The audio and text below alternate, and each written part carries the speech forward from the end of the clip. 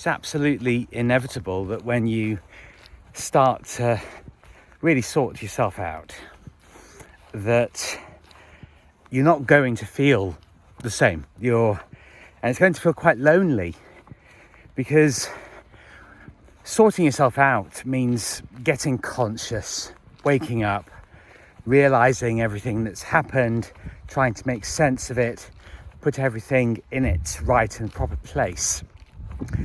And it can be a very, very lonely feeling, because a lot of very intense emotions and memories and decisions that you've made all surface. And I frequently come back to this question: how on earth did I manage to do loads of the things that I did? Honestly, when I think about friendships at university, why I put up with those for so long, the last major job that I had, how did I pull that off? How did I actually do the work that I really just, was not interested in? And how did I work with the colleagues that I worked with? And I did that job for 8.5 years. It's not quite a decade, but getting on for it. And then the other thing, because I'm literally days shy of 7 months without a single drop of alcohol, and I have a spreadsheet that charts how much I would have spent, and to be honest, it's a conservative estimate, but it's already, that 7 months, I've saved thousands of pounds, easily thousands of pounds. And I just think, how on earth? How did I do it? But, it's about priorities. And at the time, I thought, I really need that. I need that bottle of wine. I need those 2 bottles of wine a day. And now I'm back into using my gym equipment. And yesterday, it's funny actually, because on average, each month, I've saved in excess of 250 quid. Or 300, or, significant sums of money. And yesterday, I ordered some new gym equipment, because I've got my existing gym machine. But I've bought a pull-up frame that's got lots of handy attachments. I've bought some adjustable dumbbells so I can start to do more shoulder exercises and chest isolation exercises. So it's quite exciting. But as I was spending the amount of money in one go, because obviously when I was buying bottles of wine, I'm doing that on a daily basis, or buying a few bottles for a few days, whatever. But spending that one large sum of money in one go, I kind of felt a bit of a flutter. And there is excitement in it, but there's also it's an adult feeling, I have to say, that I'm really investing in things that are healthy and positive and uplifting, making me stronger. And what you're going to encounter, again, when you're sorting yourself out, is a lot of newness.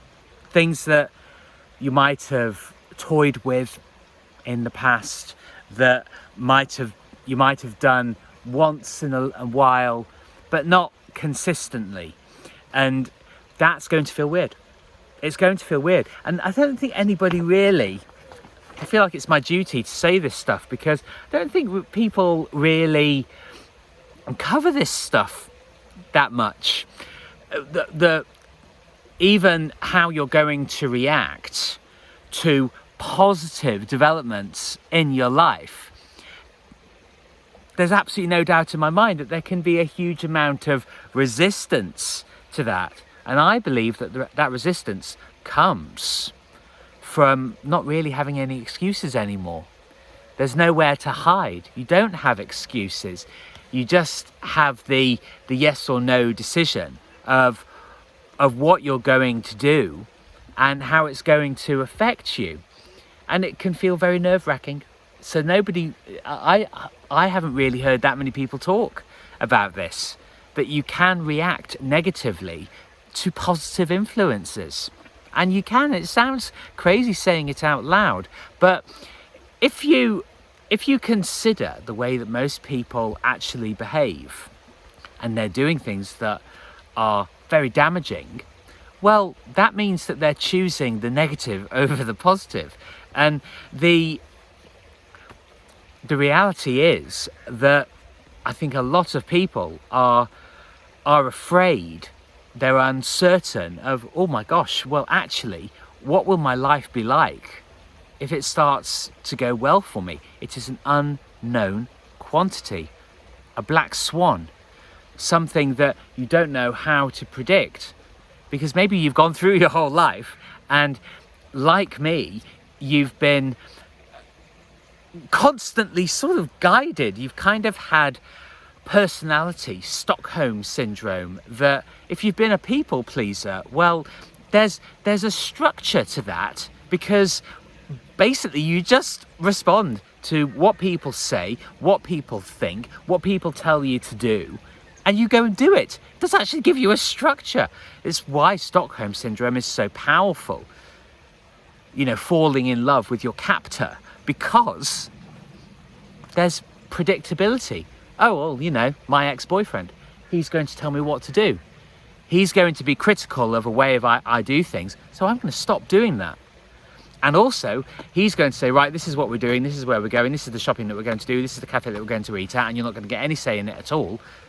But he's totally assumed all of the responsibility of the decision-making process. And boom, that's what happened with me and my ex. I resigned myself to, you know, a life of no choice, but also a life of dependence to him. And obviously that blew up in the end, because it's not actually how I want to live. It's very, very easy to get stuck in it. So when you start to act in a self-determined way, you're going to have to get used to doing that.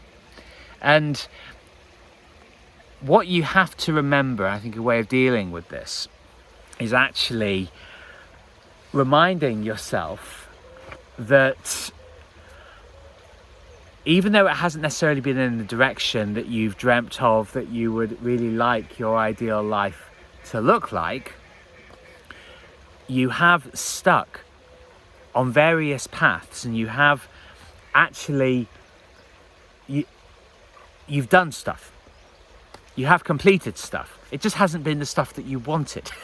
And it hasn't been stuff that makes you happy. But there's more stuff that you've done and skills that you've learnt that will still be transferable and useful to you in your later life and from this point onwards. Always remember that. A thing that also has plagued me, to be honest, is this feeling of constantly starting all over again. But it's not. It's just a different stage of the path that you're not familiar with yet. So give yourself a fucking break.